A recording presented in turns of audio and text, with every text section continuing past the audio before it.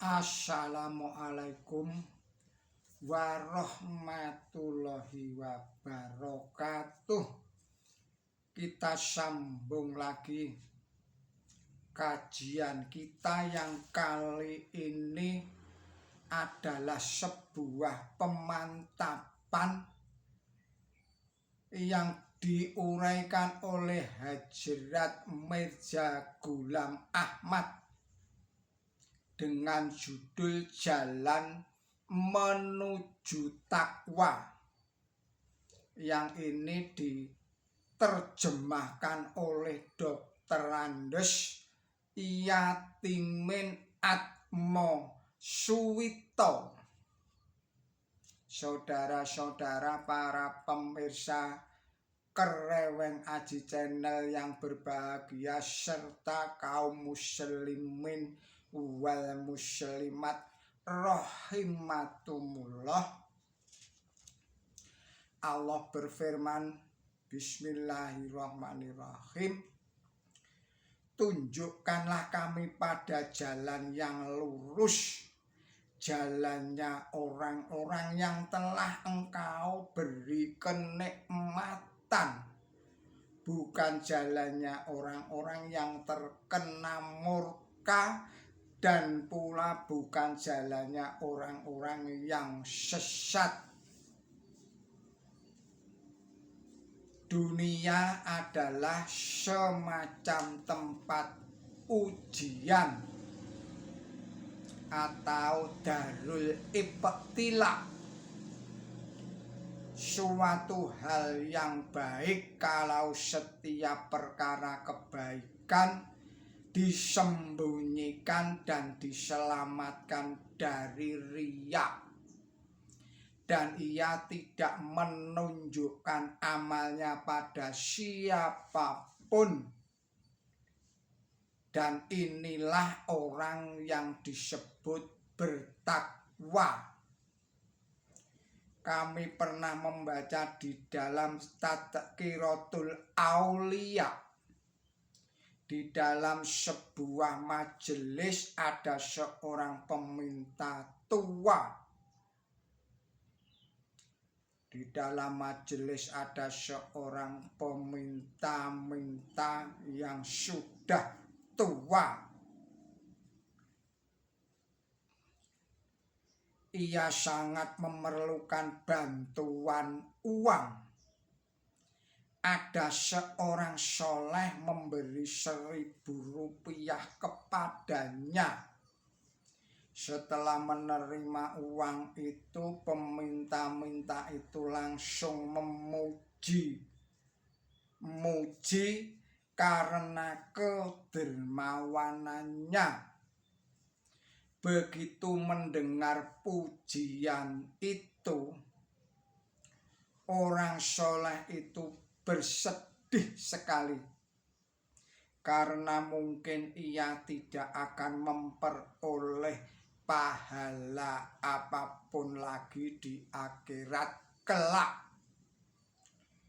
Beberapa saat kemudian ia mendekati peminta itu dan mengatakan bahwa uang itu milik ibunya yang tidak ingin diberikan kepada siapapun.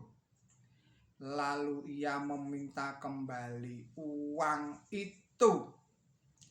Dengan kejadian itu, peminta-minta dan setiap orang yang melihatnya mencaci maki dan mengatakan bahwa ia dusta dan sebenarnya ia ingin memberikan uangnya. Sehari kemudian pada waktu sore, orang soleh datang ke rumah peminta tua itu. Ia memberikan kembali uang 1.000 rupiah dan mengatakan kepada peminta tua itu, dengan kamu memuji-memuji aku, saya ulangi lagi, dengan kamu memuji-muji aku di muka umum, membuat aku tidak akan memperoleh pahala di akhirat kelak. Karena itu aku ingin menghindarinya. Sekarang uang ini menjadi milikmu, tetapi jangan sampai kamu beritahukan kepada siapapun. Orang tua itu langsung menangis terharu dan mengatakan, sampai kiamat orang-orang mencaci maki kamu karena melihat peristiwa yang kemarin itu. Sedangkan sekarang tidak ada seorang pun yang tahu bahwa kamu telah menyerahkan kembali uang itu kepadaku. Seorang yang bertakwa menyembunyikan pemikirannya untuk selalu berpegang atau untuk selalu berperang melawan nafsu amarahnya.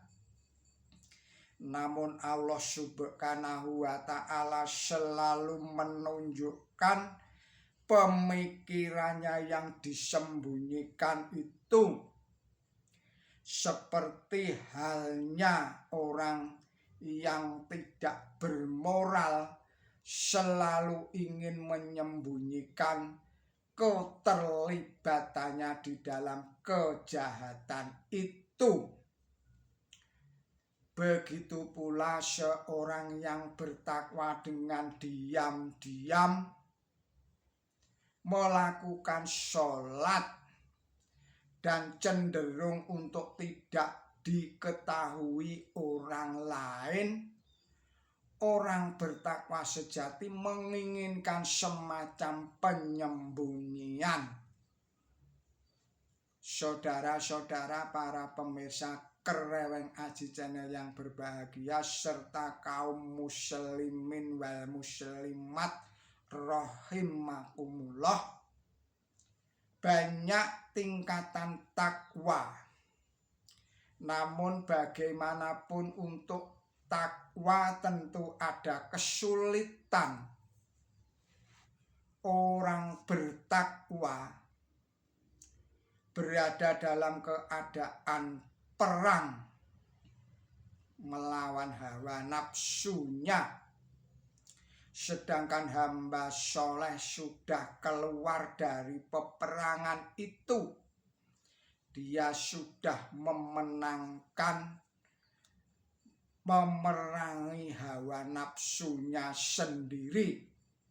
Sebagai misal telah kami utarakan di atas tadi itu, bahwa berkaitan dengan riya, orang bertakwa senantiasa berpegang teguh melawan riya atau pamer. Seringkali terjadi perang riya. Dengan kelembutan hati, kadang-kadang kemarahan manusia bertentangan dengan ajaran kitab suci Allah Subhanahu wa ta'ala. Ia mendengar makian langsung marah. Orang bertakwa adalah orang yang mengendalikan amarahnya. Difirmankan di dalam Quran suci, surah Al-Furqan surah nomor 25 ayatnya 72, wa idam murbila lagwi waruhu kiromah. Artinya bismillahirrahmanirrahim, dan jika mereka berlalu di tempat senda gurau, mereka berlalu dengan anggun. lagi pula orang bertakwa sering berperang melawan ketidaksabaran. Begitu banyak kesulitan yang menghadang di jalan takwa, sehingga sangat diperlukan kesabaran itu. Misalnya untuk membuat sumur, seseorang harus menggali tanah sedalam 25 meter. Apabila ia baru menggali sampai kedalaman 3 atau 4 meter lalu meninggalkannya, sikap ini merupakan sikap yang buruk. Sikap ini adalah merupakan sikap yang buruk sangka dan sikap yang putus asa. Syarat takwa yang lain adalah mematuhi hukum-hukum Allah Subhanahu wa Ta'ala sehingga tuntas dan tidak merasa bosan. Demikianlah kajian kita kali ini. Mohon maaf atas segala kesalahan dan kekilapan saya di dalam menyampaikan risalah ini. Billahi taufik wal hidayah. Ihdinas siratal mustaqim. Wassalamualaikum warahmatullahi wabarakatuh.